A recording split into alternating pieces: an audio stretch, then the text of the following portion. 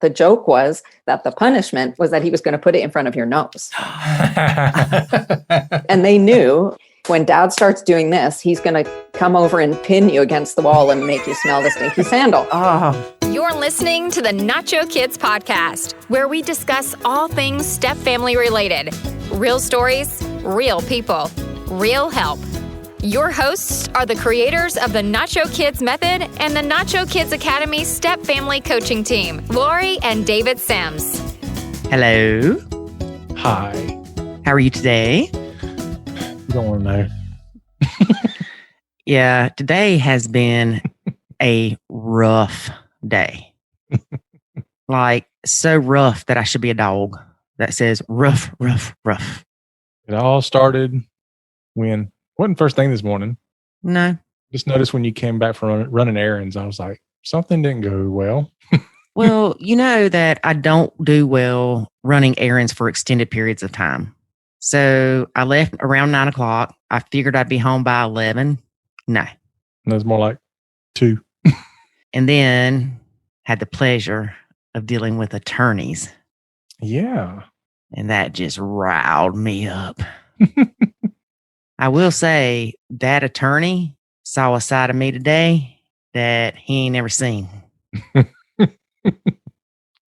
All right. And then what other struggles did you have today? I don't even want to talk about anything else.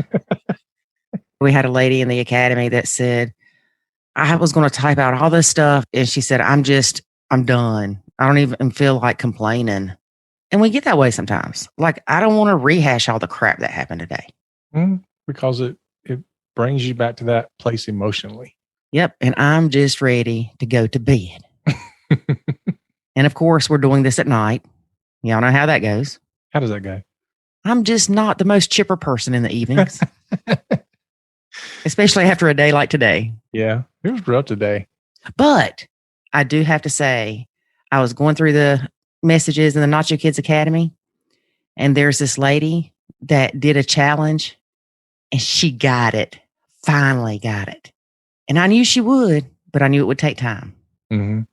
So I am so happy for her, and I am thankful that I read that today because it did bring me out of the gutter a little bit. So all of this brings me to 2 points that I want to bring up for the listeners. Oh, Lord.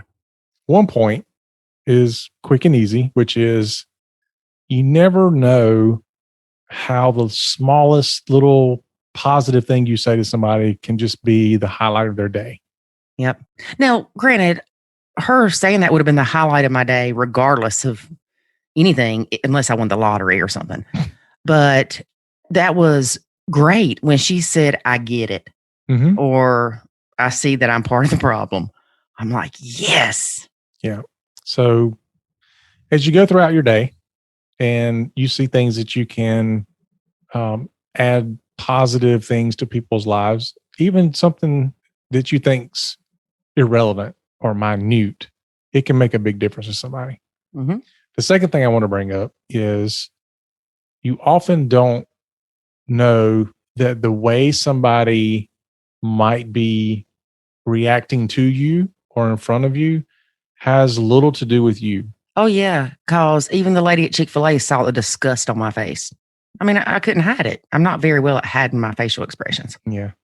So just keep those things in mind, because there's going to be times where the stepkids walk in or the significant other walks in and they've not had the best of days. And it doesn't mean they have permission to take that out on you.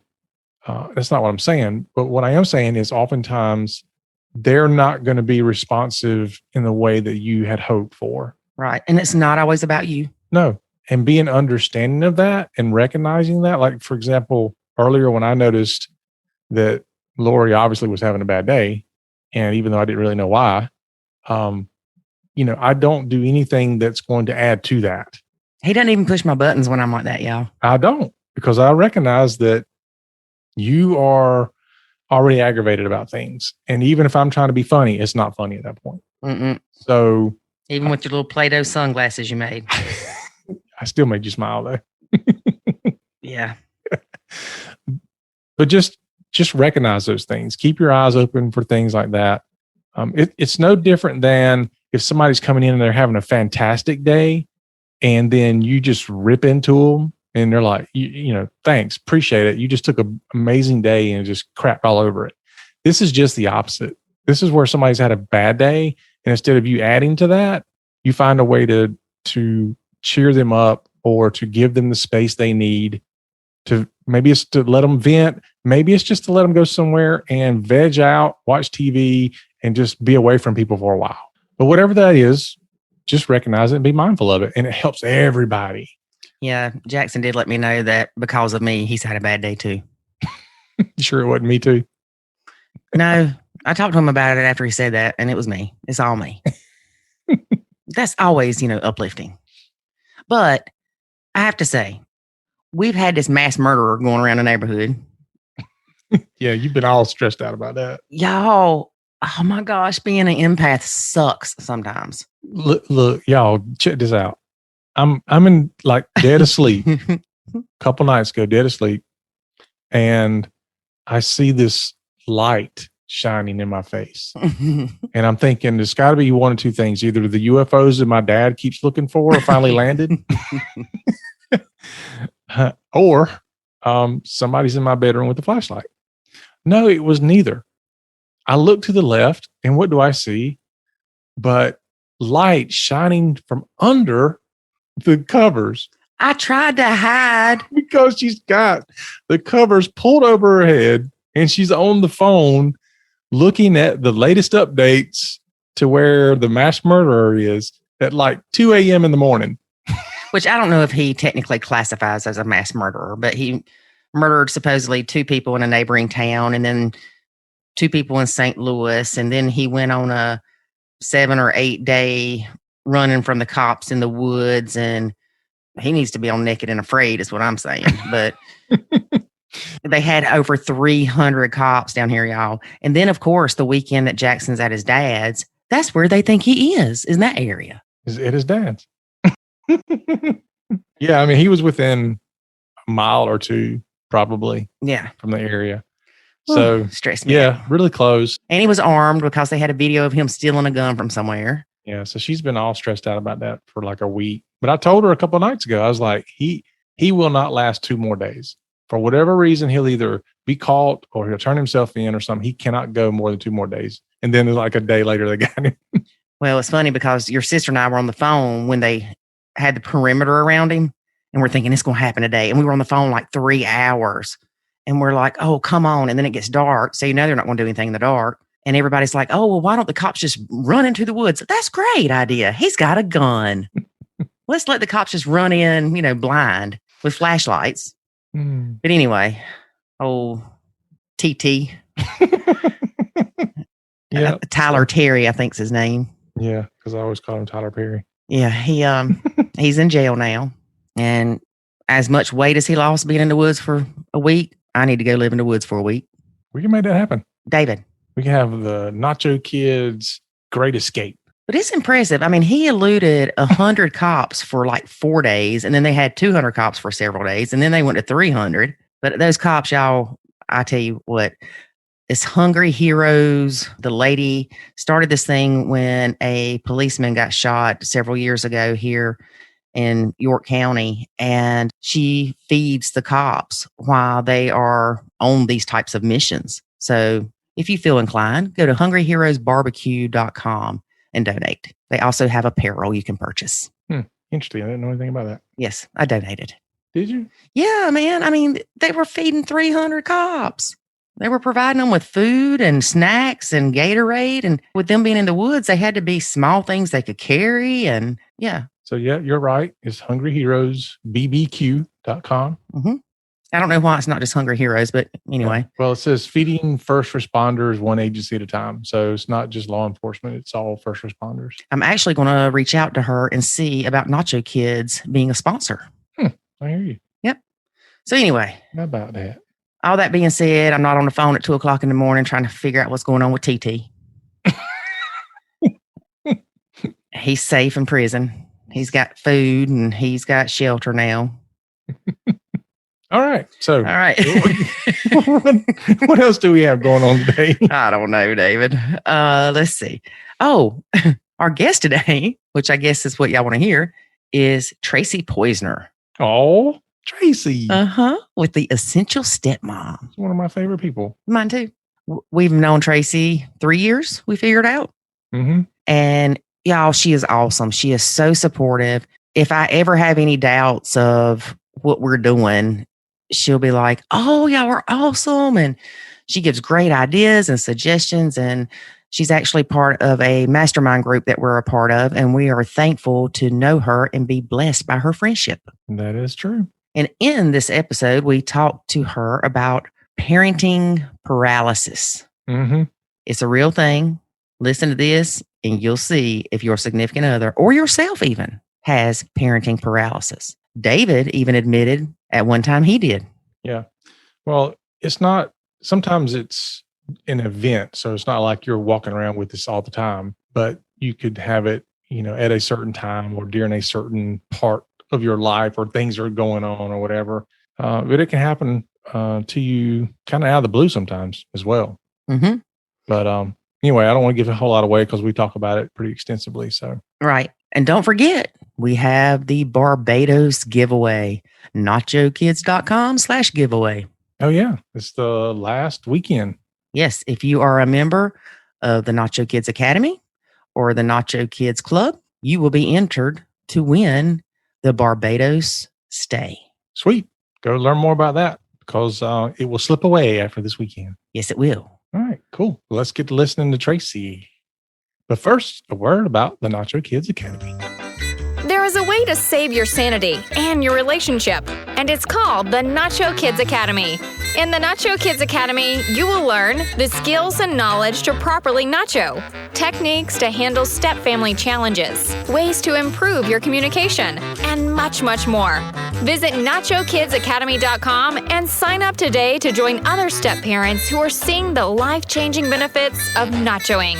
Again, that's NachoKidsAcademy.com. Today we have Tracy Poizner with the Essential Stepmom. Hey, Tracy, how are you? I'm good, Lori. Thank you so much. This is fun. It's nice to be here. Nice to have you. We have David too. That's right. Oh, and you guys are my favorites. You just keep me going. I don't know. You're the best. Yeah. Well, Tracy, you get to talk to us kind of a quote unquote off stage. Yeah. And so that we're authentic. We're crazy like this all the time. All the time. But I love it. I totally love it. I've known you guys for, I don't know, more than 3 years now. Where does it go? Wow. It goes by fast. Yeah. And you're still talking to us. I know. Well, it's funny, before we started recording, I was thinking how the first time that you and I did a recording, I was so nervous. You were? Yes. Oh my gosh. It was horrible. I was so nervous. And then today I'm like running up the stairs, 2 minutes to go. And I'm like, all right, let's go. Yeah. She's doing by herself now. Yeah, I'm a big girl in more ways than one. She's got them COVID cheeks. That's right. Well, let's stop talking about that. Yeah. So we're going to talk with you about parenting paralysis. Yeah. Mm-hmm. Yeah. That's a term I just came up with. And I think everybody who I say it to, either laughs or says, oh my God, I know exactly what you're talking about. It's true. It's a thing. It's a real thing. And it's like it's a disease that only strikes divorced dads. I guess there are lots of other kind of parents who are paralyzed, but I mean, it's a specific syndrome. I'm being funny now, but it's a syndrome that comes with trying to parent in an environment of extreme hostility, where there's a lot of conflict with the parent in the other household, mm-hmm. where your parenting is being undermined, where the kids are being told that they don't have to listen to you, where the kids are maybe resisting even coming to see you anymore. And, these dads get just stuck. They can't make a move without doing something wrong. And that in turn becomes really hard for their wives or girlfriends to watch, mm-hmm. because they see this thing happening and they don't understand it. And they don't understand why their partner isn't able to do what seem to them like normal, easy things Right. in parenting. And it's not just men. It can hit women too. Mm-hmm. And I would say that it can relate to guilty parent syndrome. Yeah. And most everybody's heard the term Disney dad. Yeah. We don't necessarily hear the term Disney mom, but they exist too. There's Disney stepmoms. They're the evil stepmoms. Yeah. Yes, David. Different kind of Disney, I guess. But Yeah. So I remember going through the parental paralysis back in the day. And I explained it to Lori one time. I said, it's literally like I put my head in a vice and just crank it down. Like no matter what direction, what decision I make, it's going to hurt somebody. Somebody's going to be mad at me. And I had her that was going to be mad at me. I had my kids that were going to be mad at me. I had my parents and extended family. I had my ex. I mean, it's like no matter what decision I made, I was having to choose who was I going to hurt, not who was I going to help. no. And I got to the point where, like you say, I just didn't want to do anything. I didn't want to make any decision because no matter what decision I made, it wasn't going to be a good one for somebody. Well, we talk about this a lot, and actually this is perfect timing because we did a course yesterday for the Academy on guilty parent syndrome for the bio parent that has the guilty parent syndrome, not for the stepmom of how to deal with the bio parent that has it, Yeah, but it's kind of why you have it and how to deal with it. that's great. If you discipline your child and they go back to bio mom and say, well, daddy said da da da, or daddy made me do this. And then she's texting him saying, how dare you make little Susie make her bed up in the morning? Yeah. I'm going to call DSS on you, you evil man. And it just causes problems. But think about it. Kids play both parents in a nuclear home. Of course. And in a nuclear home, most of the time, the parents still love each other. And in the blended home, the bio parents obviously had issues. And most of the time, they don't get along or co-parent well. Yeah. And that would just contribute more to your parental paralysis. Yeah. And I think that I agree totally with what you said. Kids are likely to play both parents all the time. And in a traditional nuclear first family home, both the parents are sort of aware of that. Mm-hmm. And they are trying to not let the kids get away with that. And in a post-divorce situation, one of the parents is actually taking advantage of that, and they're inflaming that and they're using that. Mm-hmm. So it's a natural urge of kids to push and see what they can get away with and resist and try to play parents off each other. And that natural tendency gets used as a weapon by the other parent. And that's where you end up in a situation where you're, like David said, like you've just got your head in a vice and you can't move and you don't know what to do. Mm-hmm. So that's been a point of particular interest for me, just because I love to work on those kind of problems, and I love to help people untangle that kind of problem, to figure out really what the different issues are and work on them one at a time, instead of just kind of looking at a giant hairball and not knowing where to begin. Yeah, I was thinking about this when you brought up the parental paralysis, and I'm proud of myself for saying that right because I feel like I'm going to get stuck on the P's. Just say PP. PPD, parental paralysis disorder. Mm-hmm. When crap. She just had I brain know what it is. paralysis. Okay. We've heard of fight and flight, Mm-hmm. and there's also freeze. That's right. So the parental paralysis could fall up under that category of the freeze. That's it exactly. And you and I hear on a daily basis women complaining that their partner doesn't follow through with the kids on whatever he said, and that somebody says, if you don't do your homework, clean up your room, whatever the thing is, this is going to happen, or we're not going to get to do that, and then they just cave and they don't follow through with the consequence. Mm-hmm. So the problem with that is that there are a lot of problems with it, but from the woman's point of view, this is like a really unsexy thing Mhm. to see a dad who is being walked over or who is like not able to stand in his boots as a parent and say, here's what I said was going to happen. Be a man. Well, there is part of it that's be a man. There's part of it. But the other part of it is that sometimes guys, it can happen to women too, but we'll be talking about the dads anyway in this context. Sometimes guys are not very clever about the consequences that they announce are coming, so that you're threatening a consequence that you don't have any intention of following through with. Like, that's a bad idea. You need to pick another consequence so that you can follow through with it. Mhm. So I'll give you a little example, because my husband was just really good with this. And I remember noticing it at the time. It's many years ago now, when his kids were little, and they're all grown up now. But he used to do this thing with them. I'm laughing now when I think about it. He used to wear those Birkenstock sandals, those leather sandals with the straps Mhm. on top. And of course, like, they get old and then they smell really bad, right? Mhm. But it's sandals, right? So anyway, when he'd get mad at his kids, he would take off one sandal and he would smack the sandal against his hand, like as if he was going to come over and whack them on the behind with the sandal. But the joke was that the punishment was that he was going to put it in front of your nose. And they knew, when dad starts doing this, he's going to come over and pin you against the wall and make you smell the stinky sandal. Oh. And it was funny, but it was also a consequence. So they knew that there was a limit, and he would enforce what he said he was going to do.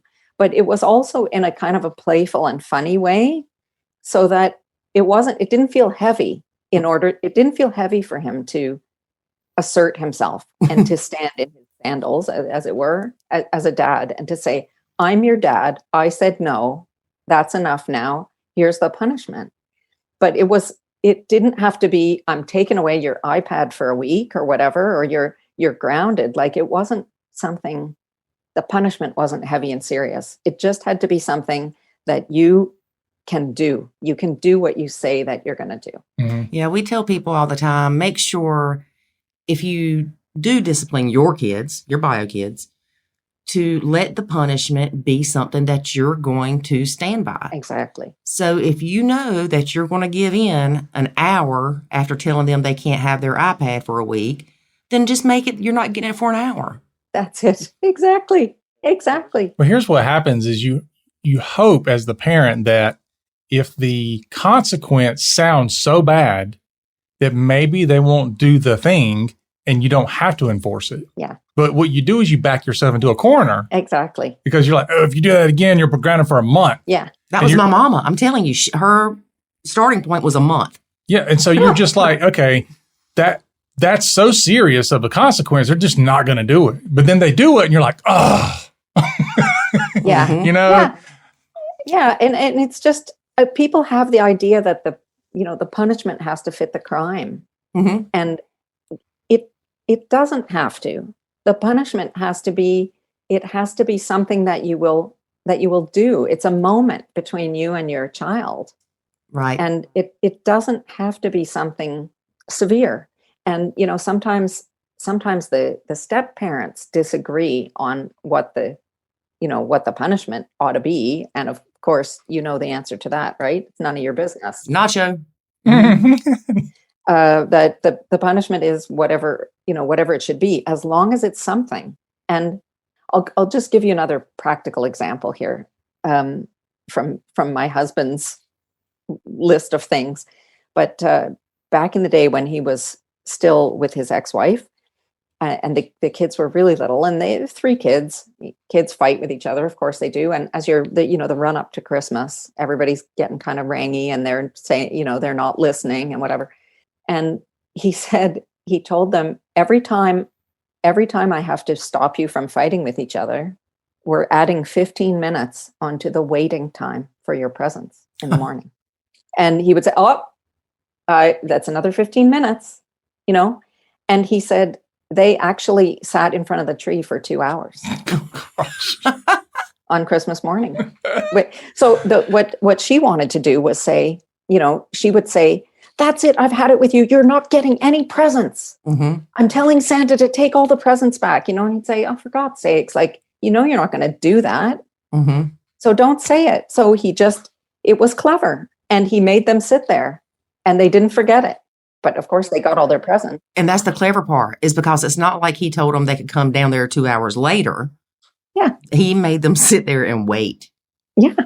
No, it's not time yet. No, that's half an hour's gone, another hour and a half to wait, Wow. It was excruciating, but it's so like, you have to be smarter. You just have to like be a little creative with the things. Well, a lot of times, like in that scenario, oftentimes the parent is also having to accept some of that punishment. Yeah. Because I'm having to, as a parent now, I'm having to sit there and wait 2 hours for my kids to do Christmas and open the gifts and for me to enjoy that. And time it. Yeah. And I need an app to keep up with all the 15-minute things. I need one of those little clickers. Yeah. But I won't tell the story, but I actually had a Christmas one time where I did take all of one of my kids' presents back. Tell the story. Wow. Did you really? You really did it? I did. Yeah, no, this was when he was married, because, see, this is pre-parental paralysis.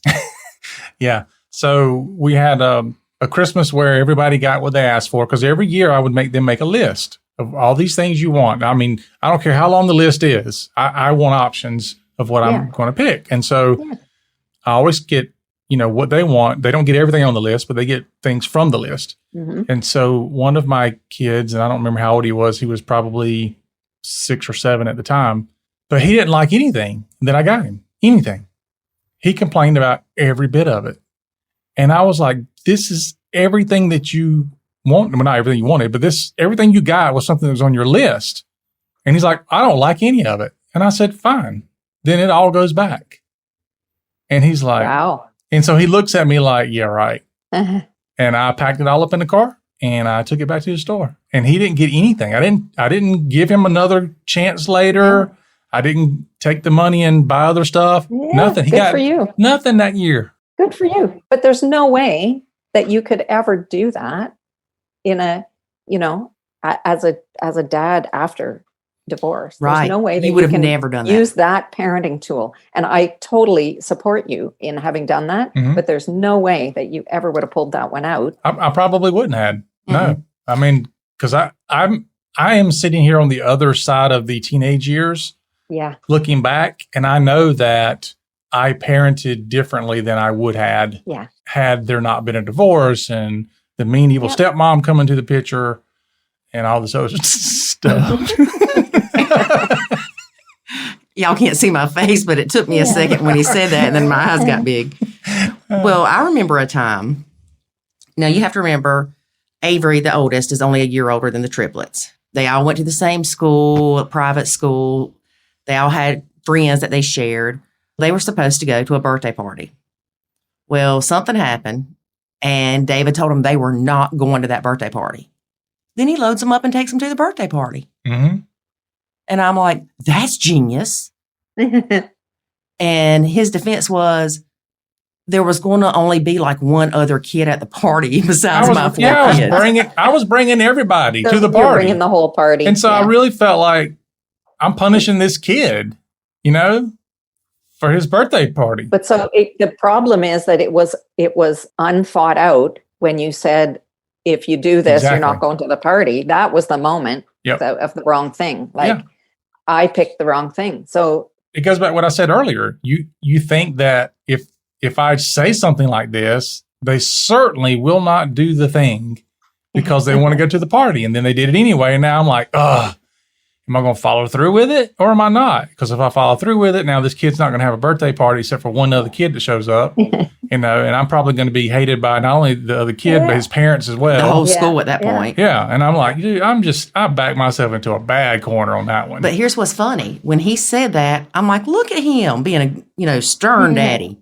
And then he loads them up in the car and I'm like, weakling. No, see, she should have looked at me and said, that was a bad option to pick that. You probably need to go back and undo that real quick. Rewind. We weren't there yet. Yeah. No, we were not there yet. But when people start talking about that with their significant other and they're like, I find him less attractive, or I don't find him attractive, or I find him almost disgusting. I've seen that. Yeah. I find him disgusting because he won't parent his kids. And I'm like, hang on a minute. Did you fall in love with him because of how he parented his kids? Yeah. No. Back up. The things you love about people usually end up being the things you hate about them. Mm-hmm. You love their kindness, except for when it comes to biomom. Yeah. You love their flexibility and the fact they don't get mad, except for when it comes to their kids and you want them to get mad. Yeah. So you have to step back and look at things and say, first of all, let me understand why they may be doing these things. They're afraid they're going to lose their kids. They're afraid that their kids are going to go to biomoms and not want to come back. I mean, there is true fear in that. Mm-hmm. Absolutely. It's legitimate. It's real. Mm-hmm. Yeah, or they're getting them for a weekend. They only have them for 2 or 3 days. Yeah. It's like, okay, are you going to, as soon as they get there, you're going to enforce this, restriction? Exactly. You don't want to spend your whole weekend in a timeout. Right. And you don't, as a step parent, don't ever push your significant other to parent his kids like you think he should, because he will resent you for that. Yeah. Mm-hmm. And one day the shoe will be on the other foot. Hush, David.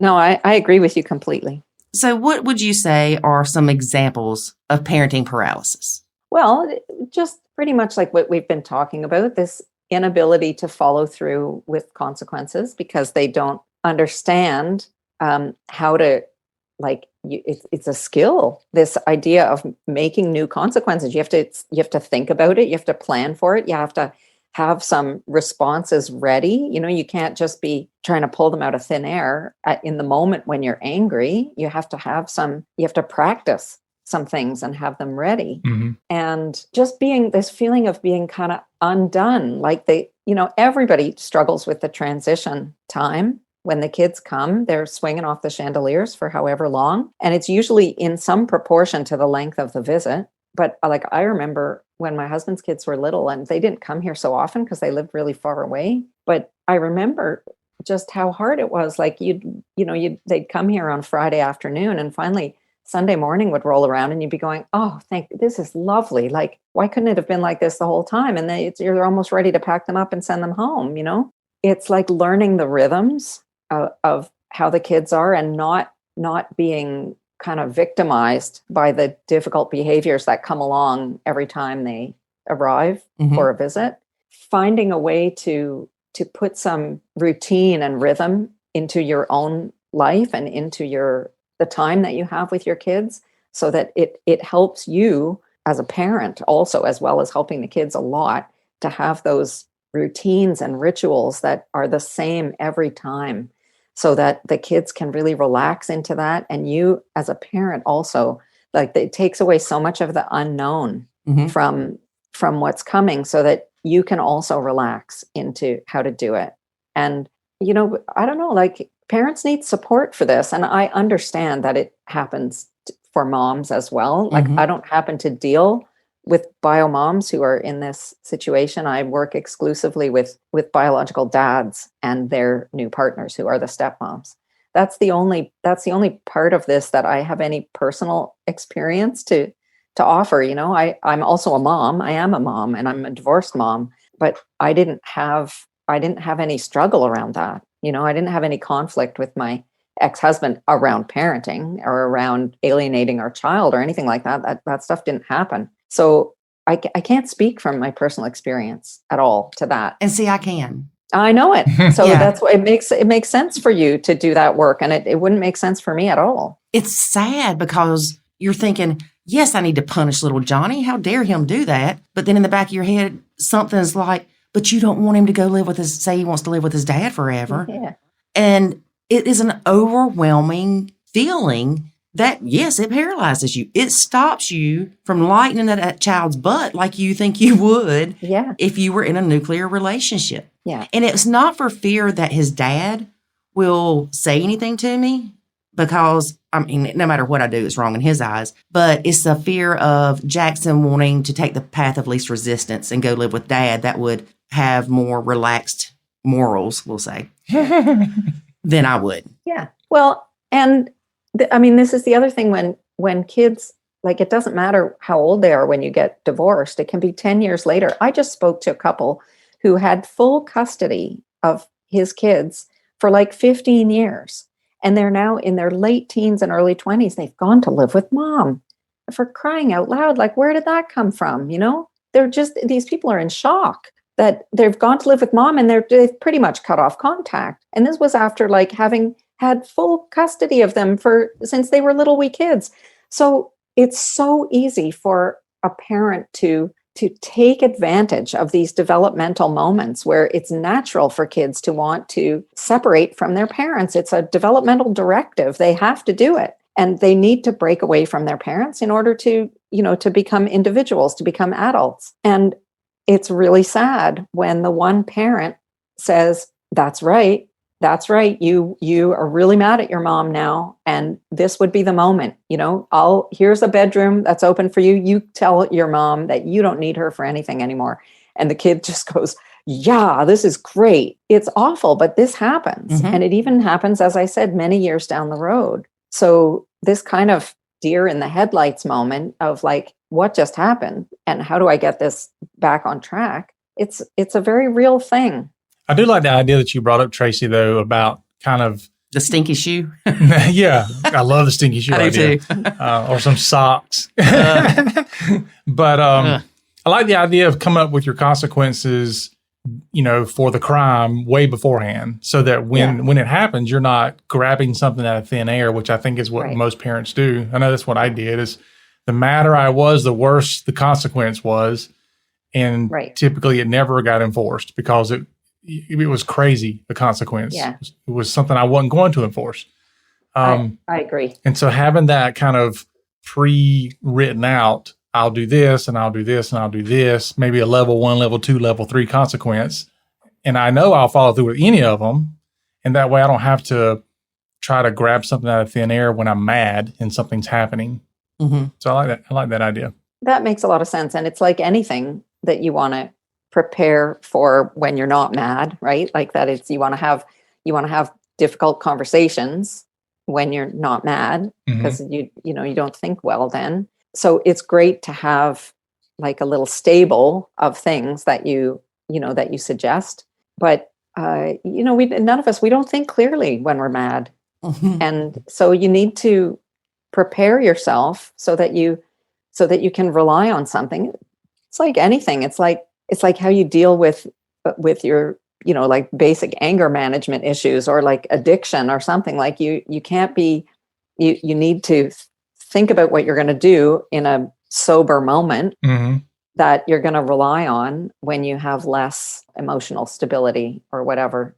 But something that I like to suggest is to be, and it goes back to the like routines and stuff, but if you build things into your day and into your routine with your kids that are little extras to look forward to, you can always modify or take away a little extra because it was extra already. And you're not taking away something really fundamental about your relationship. So it's like, come on and have dinner.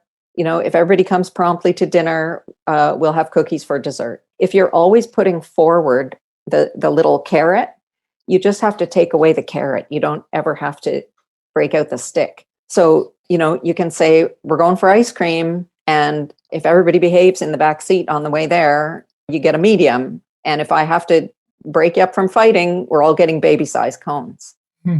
You're not going to say, I'm turning the car around and we're going home.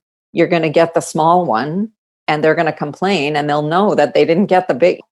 They're going to know that they are getting a punishment, but that it's easy enough to give the consequence because it's not taking away the whole thing. It's bedtime. And if you get ready for bed, we're going to read an extra chapter of your book tonight or an extra 2 pages. And if it doesn't happen, you only get the regular amount of stories. You don't get the extra little bit or whatever. So if you're always paving the way with the little carrots or bribes, it doesn't matter. You don't have to be giving them a $5 every time they brush their teeth. But if you're paving your way with the little extras along the way, then it doesn't feel so hard to take away something that was an extra to begin with. I like that. My mom, she was a disciplinarian in our home. Mm. And if something happened and nobody fessed up to it, we all got in trouble. Mm. And it made me so mad. I was on restriction half the time for stuff I didn't do. Mm. Just because one of my sisters, I'm not going to say who, you would have thought super glue was on her mouth. She was not telling on herself for nothing. And it was, well, none of you are going. Well, that's not fair. Well, it is fair because I don't know who did it, so you're all punished. And I know David, he's got a story about we'll turn this car around and go back home. They were on the way to the mountains, correct me if I'm wrong. This was when I was a kid. And his parents told him and his sister to quit fighting. They didn't quit fighting. The parents threatened, we're going to turn this car around, take you back home. And they did. They dumped David and his sister off at the grandparents' house, and then they went back on their trip. Yeah, and we were at the mountain. We were like 2 hours away from home. We could see the mountains in the distance. Oh, wow. And they turned the car around, and I'm sitting there going, okay, we'll go a couple miles or so. Yeah. We'll be quiet. We'll behave. Yeah. They'll turn back around. Yeah. And so we sat there and we were quiet, and they kept going and kept going. I'm like, oh my gosh. You and Angie are looking at each other like, oh my God. I'm like, they are actually going to take us back home. Yeah. And they did. Wow. I do have a funny story that I told. I got mad at my kids one time. I think the triplets were probably like 4 or 5. And I remember it was Ethan. And I remember telling him, I said, if I have to stop this car, you're going to walk home. Uh-huh. And I forgot that I said it. And like 5 minutes later, I stopped the car because they were fussing. And he started screaming bloody murder. I didn't know what was going on. He was like grabbing onto the seat and screaming. I'm like, what is wrong with you? And he's like, don't put me out, Daddy. Don't put me out. I was like, oh, I forgot I even said that. But he thought I was stopping to put him out. Oh, my gosh. But like, can you imagine as a divorced dad and stepmom turning the car around and taking your kids to your parents and going off on your holiday? Like, impossible. My kids would have been like, that was Lori's doing right there. Yeah. She's the one that made Daddy do that. He would have done that on his own. Mm-hmm. Yeah, but your ex would have been all over that. I mean, Ooh, yes. You got email after email for not taking them to Sports Connection every weekend. I can't imagine if you did something like that. Mm-hmm. Yeah. Tracy, here's the worst. I always remember the worst times in the world was when the kids, it was on a Monday morning. We did changeover, like at school. I would take them to school Monday morning, or Lori would, and then the bio mom would pick them up. Mm-hmm. They would do something Monday morning, and you're like, when you get back a week from now, this is your punishment. So your last encounter with them is a bad one. Yeah. And then you feel like crap the whole week. They don't care because they're at Fun Mom's house, and they come back, and you're surely not going to punish them because you've missed them for a week, and whatever annoyed you that got them put on restrictions is no longer an issue. Mm-hmm. And the stepmom sitting there going, hey, you remember last week? What you going to do about that? That was pre-Nacho. Yeah, but that's like, I don't know. It's this is where something comes down to choosing your battles, picking your battles. Like you have to get really clear with yourself about what's important to you and knowing which kind of values are important and in what way was something really important violated here. Right. Is it respect? Is it truthfulness? Whatever. Like, and it doesn't mean that you can't have a conversation when the kids come back and say, I got to talk about what happened last week when I'm assuming that it was Monday morning and they were acting up to Lori, because you weren't home. More than likely. That's what she says anyway. I don't know. Yeah. You need to have those conversations and say like, this can't be happening because this is really important to me. It's important to me that you learn to be respectful. I'm your dad. I'm raising you to be good people. I don't want to hear these kind of stories. Or I'm leaving Lori in charge here and I don't want her to like tattle on you, but I expect you to be respectful. I'm raising you to learn how to behave to people. And even when you're mad, even if you don't like somebody, those those things are going to be part of your life. You're going to not like your teacher. You're going to not like your boss. You're going to not like a coworker. You're going to not like your brother-in-law, your husband. And you have to learn. Yeah, you have to learn I forgot you were here. how to handle yourself in those situations. So that conversation obviously changes according to the age of the kids or whatever, but it doesn't make any more sense to punish a kid for something a week later than it does a dog for something a week later. Like, it's gone. Mm-hmm. Like, the train has left the station. So you can try to manage it by those kind of the guidance sort of conversations, Mm-hmm. but I don't think you can just apply a punishment sort of retroactive to something that happened a long time before. I grew up in the days where your parents could beat you and your neighbors could beat you. It was okay. Mm. It was expected that if you did something wrong in the presence of another adult, that they would tear your tail up. Wow. Well, my dad never laid a hand on me. He could wiggle his toe and it would break my heart because I had disappointed my daddy. Yeah. My mama could beat me with an inch of my life and I'd still just stare at her. And I think back, and I'm like, why was I that way? And I really feel like, and I'm sure there's some kind of psychologist, psychiatrist that's listening that can tell me exactly what happened. But I feel like that at a young age, my mom was just constantly on me. Don't do this, don't do that, popping your tail for doing something. Whereas my dad wasn't like that. So when I saw that he was bothered by something that I did, it affected me like I had stabbed him or something. I mean, it was just... Yeah. Because your mom was bothered by everything. Yes. That's a good point. Look, she had 3 of us and my daddy, so... Yeah, but that's just it too. Like, you can get discipline fatigue or whatever. Like, it's just like, you're bothered by everything. So you just get used to it. Like, no matter what I do, it's not going to be right for you. So go ahead and whack my behind, because it becomes meaningless. But I want to ask, like, was your dad somebody who was relatively encouraging of you? Like, who kind of made you feel good about yourself in some way? No. No, eh? No. Interesting. Very negative. For instance, if I made a 97 on a test, well, obviously you didn't study. Or even, you see him today and it's, God, you've gained weight. Or your hair looks horrible. So no. I do remember one time, and this was within the last 5 years. He said, I read one of your blogs you wrote about Nacho Kids, and I think you're a really good writer. I about passed out and died. That was like winning the lottery. I mean, yeah. I didn't react to him like that, but for my dad to say something positive and be supportive was just not natural. Wow. And my mom wasn't either. How'd you turn out so nice? Well, when I give her praise, she's always looking for that. Why are you doing that? Yeah. What do you want from me? What do you want from Well, me? that's Yeah. because of ex-relationships. Is that what it is? Oh, yeah. Okay. Mm-hmm. Well, I think that a lot of it is because I didn't want to be so negative. Being around that negativity all the time, I saw the toll that it took on my mom's health and her well-being. And she was a miserable person. It was rare that you saw her happy, and it was sad. Only when I was around. Yeah. Oh, she loved David. Everybody loves David. First time my sister met him, she's like, he got a brother? I'm like, oh, Lord, have mercy. You have to make the best out of things, even the worst situation. And I joke all the time, but I'm serious. I would call my mom and go, hey, what are you doing? Getting ready to go take a shower. Like, why are you upset about that?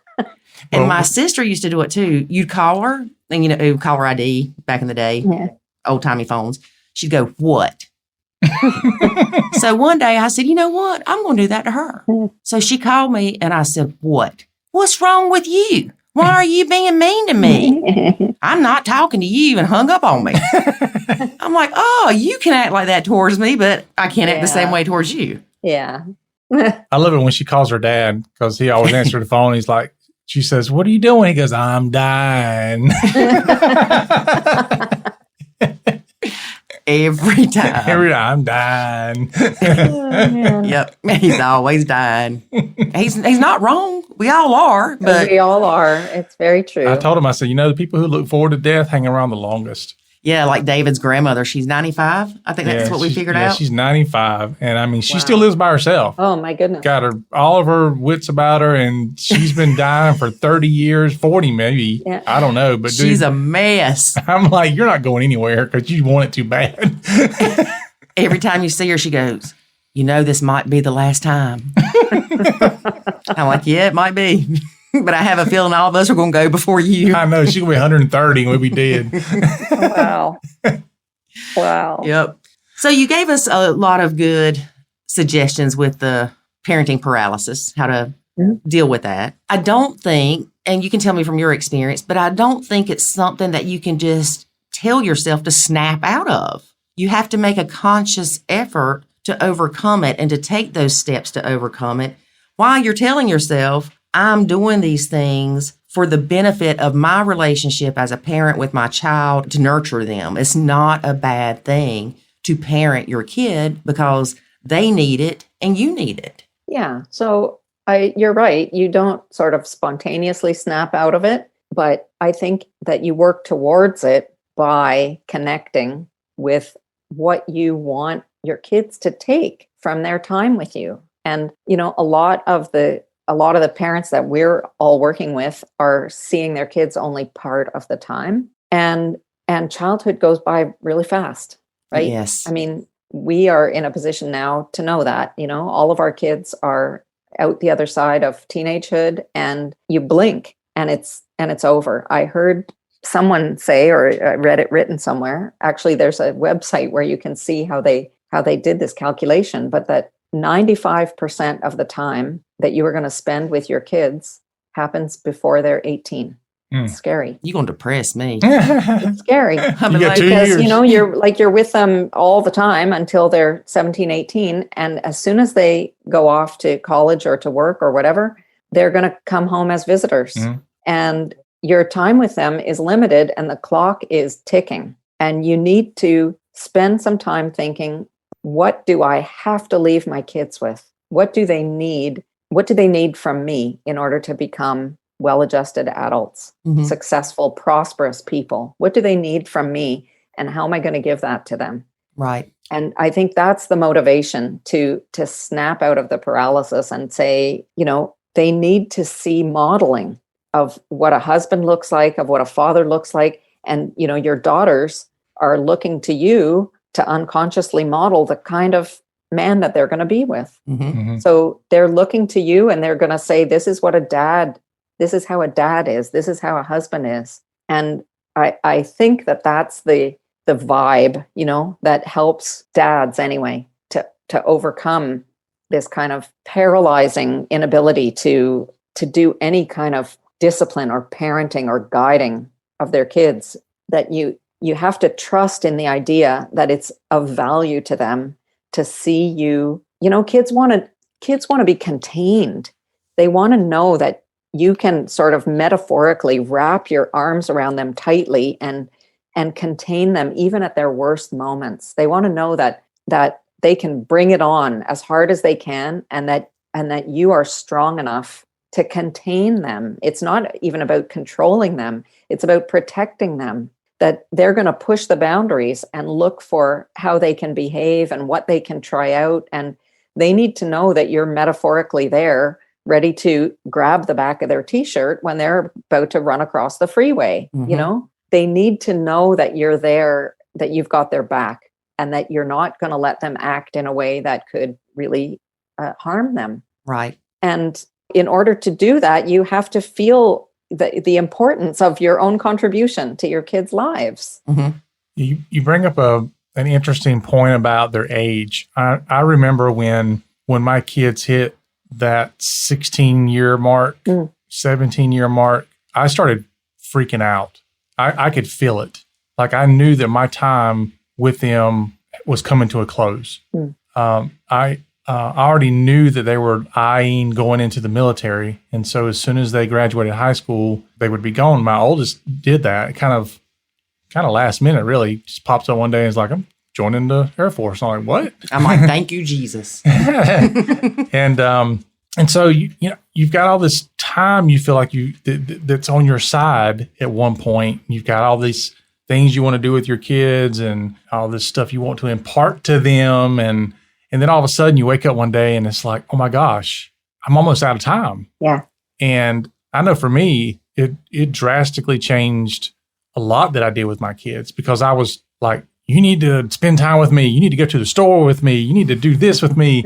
You need to help me wash dishes. And I just wanted every bit of time I could get with them. And they were going, I need to go hang out with my friends and I need to go do this. And I'm like, it was crazy. And so I can't give a specific parenting incident that may have happened during that time frame, but I'm absolutely sure that I was not wanting to enforce any discipline, because I'm already in my head going, I'm at my last few months with them. Yeah. And they're going to be gone. And they are. They all left at nearly the same time. Yeah. And of course, 3 of them went to the military and 1 moved out to start his own little journey. And I see them over Facebook Messenger video and stuff like that. But as far as seeing them in person, it doesn't happen very much anymore. Yeah. I remember one day Jackson came to me and said, hey, why don't you ride with me to Harbor Freight? And I'm like, that is the last thing I want to do. But something stopped me. I had plenty of work to do. I was in the middle of editing a podcast, all the stuff's going on. And I'm like, okay, I'll go. So I went. A lot of times we do have to say, you know what? Whatever I'm doing right now, it can wait. Because your kid's not going to want you to go with him to Harbor Freight in a couple of years. You might as well go. Even if it's just because he wants you to pay for it. That's okay. It's completely okay. Totally. Yeah. Just today, my stepdaughter knocked at my office door and she said, do you have time this afternoon? You want to go for a walk? And I said, you bet. I just closed my computer and went. There's always an excuse to not do that, but I feel so privileged, really, that we're getting this extra bit of time with her, because she kind of changed streams and decided to change schools and go to, live at home and go to college from home. And so she had already been away on her own. And I thought, well, that's it. Now she's back, and it's like this extra bonus time. And I really cherish it. That's good. I do. Mm-hmm. Now, Jackson, he oftentimes will remind Lori that you should be nice to me, because at some point in your life, I will choose which home that you are placed in. Yes. That's my child. Yeah. Yeah. But my goodness. Tracy, I remember numerous times Lori and I having conversations about parenting and how I honestly just felt like I was doing a terrible job at parenting. And probably it didn't help none that my ex was enforcing that feeling of not doing a good job. And she would tell me, you're doing fine. You're a fantastic dad. And I'm like, I don't care what you say. It doesn't feel like it. I feel like it sucks. Everything I do sucks. And I'm not doing anything the way I wanted to do it. I'm not imparting any of the values I wanted to impart. And then just actually yesterday, there was, I think, Inc. magazine online had this article about the 8 things to do to raise successful kids. Mm-hmm. And so I don't recall what the 8 things were, but most of them were things that I have done to some degree. But I remember one of them, I think number 4 was like, let your kids see you when you fail. Mm. And so I sent the article to my kids yesterday and I said, looks like I did a pretty decent job. And I said, and whenever number 4 happens, I'll let you know. and so they all responded back to me and they were like, LOL. And they're like, Dad, you did a fantastic job. You were awesome, Dad. I hope that I can be like you. And, for all the times where I felt like I was falling flat on my face, my kids still looked at me like I was the hero. Yeah. And so I think we beat ourselves up a lot as parents. And at the end of the day, I think we do a pretty decent job with what we've got to work with. Absolutely. Mm-hmm. And I said in a letter to my email community a couple of weeks ago, I said, you are the best dad for your kids the minute you wake up in the morning. You really don't have to do anything special to be the best dad, because you're the only dad they'll ever have, right? Mm-hmm. And they are wired inside to seek your approval. Just like Lori, you said for your dad, it's not even anything you could say about how he spoke to you or treated you, you were just like wired to want his approval. And the thing that the encouraging thing anyway that I think helps dads in these kind of situations is that developmentally kids need more from their dad, or I'm going to say from their like father function, which is not necessarily their dad, because sometimes the mom, both parents are doing both functions, but dad has the energy of bringing kids into the world, and bringing them into adulthood. And the father function is about things like competitiveness and charisma and achievement and drive and those qualities that kids need to move into the adult world. And so they have an inner desire to get more of that from dad as they get older. And I think that gives dads an advantage that they don't maybe recognize until I point it out to them. And that your kids are going to inside be wanting more and more of you, even as they're pushing you away. So just knowing that, I think can help give you the confidence to just keep really focusing on who you are and what's important to you. And again, like when you have minimal time and you want to be making the maximum impact, you want to be relating everything that happens to your important core values. So like when you said, how am I going to give my kids what the values that I want them to know and have, it's relating everything to something that's important to you. That's how you do it. You say this behavior is not okay because it's violating this thing that I need you to know this is important. That's why this thing is wrong. It's not because I said so. It's because I feel so strongly about this. And you can't have 100 things you feel strongly about. You need to have like 2 or 3 things that are, that I don't feel that I've done my job unless I impart these things to my kids. And if you're going from there outwards, then it's always meaningful. And it's easy to stand your ground when you're connected to what's important to you, instead of feeling like, I know I'm saying like, you're not allowed to do that, but it kind of feels hollow. And maybe it is hollow. Like that's how you pick your battles. And that's how you know when you really have to put your foot down, because it's crossing a line of something that really means a lot to you. I know a lot of times in blended families, the 2 bio parents may have completely different moral standards, expectations of their kids, so on and so forth. And a lot of times we see parents get discouraged because they're like, I only have them so often. I'm not able to put this in them all the time. But what it is, you're planting those seeds. Right. Those seeds are planted, and the older they get, they will grow. Yeah. Because we were all kids. We all thought our parents were stupid, didn't know anything. But the older we get, we see those seeds that were planted in our lives that made us who we are. And no, it might not be something that was drilled into us every single day. It could be one instance, but those seeds are planted. So just because you don't see your kids exhibiting the behaviors you want them to feel like you have had that impact on them, doesn't mean that it's a lost cause or that you're a crappy parent. No, of course. And it like the whole maturity process takes a really long time, right? I mean, it takes years and years.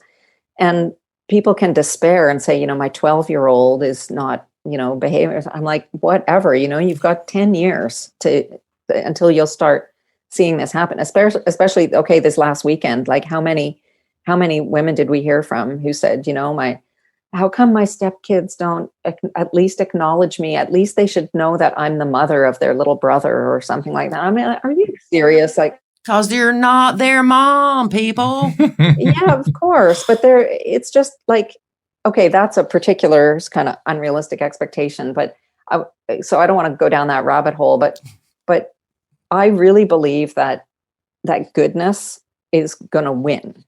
Like when you're standing in a place of modeling goodness and you're really standing in integrity with who you are and you're connected to what's important to you, nothing can compete with that. Mm-hmm. So like the bullying model and the nastiness model and the mean girl model, like that gets you so far in life because you're you're pushy and you're irritating and you take what you want. And it's a kind of just go out into the world and smash and grab kind of attitude. But they can't do other than encounter books and movies and songs and theater and images all around them that reinforce the idea of the value of goodness and integrity. Mm-hmm. And they recognize where they have a model of that in their lives. It's, I would say more than saying that the parents don't agree on their morals and values. I think they become completely polarized. And we certainly saw it in our situation that there was this unbelievable polarity, like that if dad wants to eat healthy, we're going to do the total opposite. If dad thinks that, saving your money in a piggy bank is a good idea, we're going to spend, wantonly and have debt. And if dad thinks that exercise and getting outside in the fresh air is good, we're going to stay inside and only watch, it became a kind of insanity of polarization. And eventually they get old enough, they hear in school that it's good to go out and exercise and eat healthy food and save your money and whatever. Those things get reinforced in the natural course of their lives. And they know where they've seen a model of that. And they start to put the pieces together. Exactly. Yep. Well, Tracy, I want to be very respectful of your time, but it is always fantastic to have you on the podcast. Thank you, David. I second that. No, I love talking to you guys, and we could go on forever. But and you've both been on my podcast, and we'll have to do that again too. Lori, I've been bugging you. We've got to do it. Why are you making her bug you? I really want to do that again. Yes. I was going to say, call me, I'll be on it, but I was on it. Well, we need to talk about that because we need to see if we want David on it. What? To play the role play thing that we were talking about. Oh, gosh. Sure, we can do that. I want to do a nacho role play on my podcast. Interesting. Yes, we're going to do it. And it's going to be hilarious. For Sounds some like people. Fun. Sounds like fun. For some people. No, I think it'll be fun because we'll throw some crazy situations in and see how would you handle that. We've probably lived all of them. That reminds me of something. So just remind me to remind you of something. Okay. Tracy, can you tell the listeners how they can find you and contact you? Not your street address or anything, because people are weird. Yeah. My podcast is called Essential Stepmom. My website is essentialstepmom.com, and they can email me at info@essentialstepmom.com. There you go. Easy peasy. Easy peasy. All right. All right. Thanks, guys. Thanks Thank again. you. We'll talk soon. Yep. All right. Bye. Bye. Bye. One of the things that I found really helpful that Tracy mentioned was write down your plans of discipline while you're calm. Don't try to come up with the discipline when you're angry and upset and about to flip out. Now, granted, this is for the bio parent, not the step parent. Yeah. This is what I always did and always did wrong. Because it was like something would happen and like, you're grounded for a month. And then, I mentioned that on the interview, but then I look back at it and I'm like, that was probably not a good discipline. I'm sitting here wondering how my mama kept up with how long I was on restriction. Because like I said, she would start off with a month. You were just always on it. Yeah, but I think she wrote it down in her checkbook. You had a balance. I had a balance. Because think about it. She didn't really have the technology we have today to put it in the phone of, reminder, Lori gets off restriction this day, or extend Lori's restriction. Yeah. See, if you would have been part of a step family, the step parent would have kept up with that. Yes. Mentally. Yeah. Because the step parent goes, isn't Susie supposed to be on restriction? You said she was supposed to be on restriction. You said there was a month-long restriction. It's only day 28, and you said it was supposed to be. And what you going to do about it? What you going to do about it? That used to drive me crazy when you would do stuff like that. I wouldn't say what you going to do about it. You would remind me. Now, let's clarify that's pre-nacho, David. It is pre-nacho. Okay. It is pre-nacho. But there are a lot of people on here that are pre or mid-nacho. And I'm telling you. Or negative nacho. Yeah. Or they don't believe in it. But I'm telling you, that drove me nuts. And I'm sure it drives listeners nuts. It drives their significant other nuts. But it's... What you going to do about it? Yeah. It's like, you would, like, for example, Uh-oh. one of the kids might be on restriction for a week, and like day 4, they're driving off, and she just walk up to me and go, "Huh, where's he going?" And I knew what that meant. And it's so funny because David can't remember crap, but he remembers that. And he's right, because I would go, "Huh, where's he going?" I knew what that meant. Just a sweet little question. That's all it was. Yeah. Nothing major. I just asked a question. You took the meaning and ran with it. Yeah. Look at me and tell me that ain't what it meant. I can't lie. You know I can't lie. I know you well enough to know. All right. That was a rhetorical question. Yes. I like that word, rhetorical. Okay. I'm tired.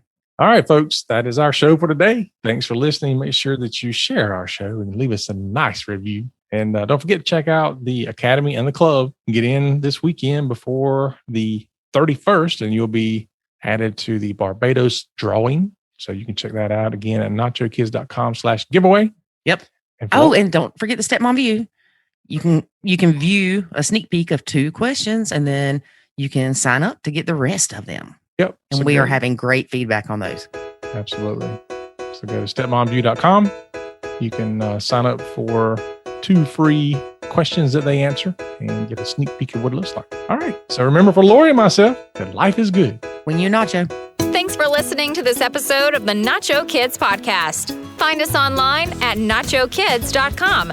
Until next time, remember, life is good when you nacho.